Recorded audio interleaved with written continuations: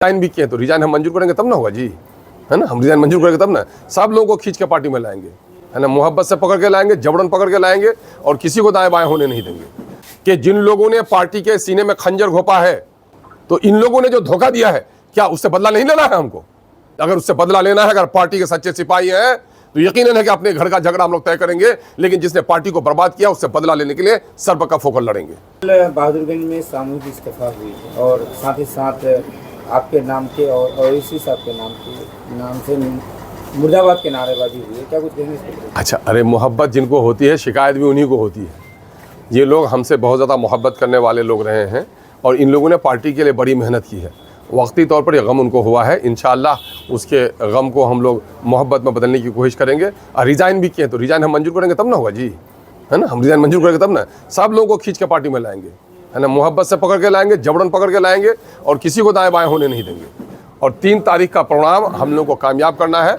और आज तो बुलाए थे इसीलिए कि अगर आपको कोई शिकायत है तौसीफ साहब से, तौसीफ साहब ने बरमला जो हमारे साथी आए हैं बहादुर ठाकुर से, उन्होंने कह दिया कि साहब आपको कहीं फिक्र करने की ज़रूरत नहीं है, आप ये कतन मत सोचिए कि हमारे जो पुराने वर्कर हैं और आपके दरमियान हम भेदभाव करेंगे। हमारे पुराने वर्करों की पार्टी में हम इलेक्शन नहीं लड़ रहे हैं, आपकी पार्टी में हम इलेक्शन लड़ने के लिए आए हैं, इसलिए आपको हम तरजीहात की बुनियाद पर आपसे मोहब्बत करेंगे और आपको साथ लेकर चलेंगे। ये वादा तो उन्होंने आपके सामने में कर दिया है।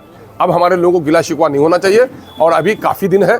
इंशाअल्लाह हम समझते हैं कि उन तमाम तर भाइयों को हम लोग लेके आएंगे। हम तौसीफ साहब से भी गुजारिश करते हैं कि आप जो लोग रूठे हुए हैं उनको मनाइए और अपने कारवां को बड़ा कीजिए। हम इंशाअल्लाह हम समझते हैं कि वो लोग मान जाएंगे। सर, लोगों के बीच में बातें चल रही है, कहना यह है कि MIM जब आई थी तो बोल रहे थे कि लीडरशिप पैदा करेंगे, यहाँ के युवाओं को आगे बढ़ाएंगे, लेकिन कभी भी किसी को भी थोप दिया जाता है MIM के करियर। क्या थोप दिया जाता है? ये युवा नहीं है क्या? तो सब युवा नहीं है क्या? तो सब कहाँ से है? पंजाब से है क्या? का सवाल है सर ये। अरे भाई होता है, मैं कह रहा हूँ भाई, कार्यकर्ता में एक पुराने कार्यकर्ता भी होते हैं, नया भी कार्यकर्ता होता है। जो बच्चा 5 साल पहले स्कूल में एडमिशन लिया है वो स्कूल का स्टूडेंट है, और जो आज एडमिशन लिया तो स्टूडेंट नहीं हो, वो भी स्टूडेंट हुआ ना, है ना। तो मामला ये कि कार्यकर्ता की बड़ी तारीफ है। हाँ, एक बात ये है कि पहले से लोग जिन लोगों ने कोशिश की है उनके एहसानात को फरामोश नहीं किया जाना चाहिए। अब ये तौसीफ साहब की जिम्मेदारी होगी कि तौसीफ साहब पार्टी में, ये तो बड़े लीडर हैं, वो जीते हुए MLA हैं, लेकिन पार्टी में वो MIM के नए वर्करों में है। लेकिन मैं समझता हूँ कि अपने पुराने साथियों का इंशाअल्लाह कदर मंजिलत करेंगे, नहीं करेंगे तो फिर है। इस वक्त हम लोग का एक ही रुख है। आप ये बात बताइए, हमारे जो दोस्त नाराज़ हैं कि जिन लोगों ने पार्टी के सीने में खंजर घोंपा है, इन 75 सालों के दरमियान में पहली बार कोई पार्टी अलग झंडा लेकर जीत कर गई है सीमांचल से, तो उसका नाम MIM है।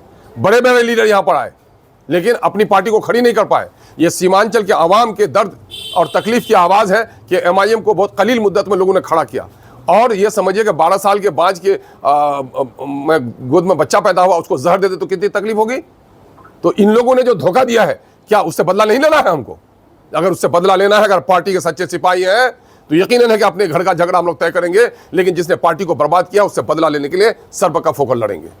सर, 3 तारीख के प्रोग्राम के लिए 3 तारीख के प्रोग्राम के लिए हम आप लोगों से गुजारिश करते हैं कि वक्फ के काले कानून ने मुल्क के संविधान को तोड़ने की कोशिश की है। मुसलमानों के बाप दादा की दी हुई जायदाद जो वक्फ की जायदाद है, जो हमारे मसाजिद हैं, जो हमारे मकबरे हैं, ईदगाहें हैं, कब्रिस्तान हैं, दूसरे मजहबी इबादत खाने हैं, इस पर हुकूमत ने कब्ज़ा करने की नापाक कोशिश की है।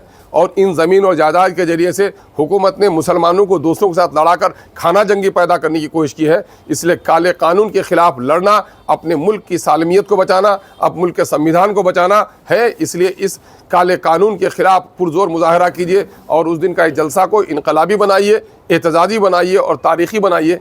उसके लिए सीमांचल के आम हम MIM के अलावा भी उन तमाम तर लोगों से जो वक्फ के काले कानून से नफ़रत रखते हैं, उन तमाम तर बुज़ुर्गों से, मिली तंजीमों के सरबराहों से, पंचायत के नुमाइंदगान से, कारोबारी साथियों से, दूसरे पार्टियों से ताल्लुक़ रखने वाले लोगों से भी कहेंगे कि अगर बस्ती में आग लगी है तो सब मिलकर इसको बुझाओ। ये मामला हमारे इलेक्शन का जब होगा, इलेक्शन का प्रोग्राम होगा, लेकिन अभी हम लोग इसको तरजीह दे रहे हैं कि काले कानून के ख़िलाफ़ अपने गम व गुस्से का इजहार करें। हम उम्मीद करते हैं कि सीमांचल से ही नहीं बल्कि सीमांचल के बाहर के लोग भी हमारे पार्टी में नहीं, अगर नहीं भी है हमारी पार्टी में, उसके बावजूद भी जलसे को कौमी मिली मसला समझकर कामयाब करेंगे।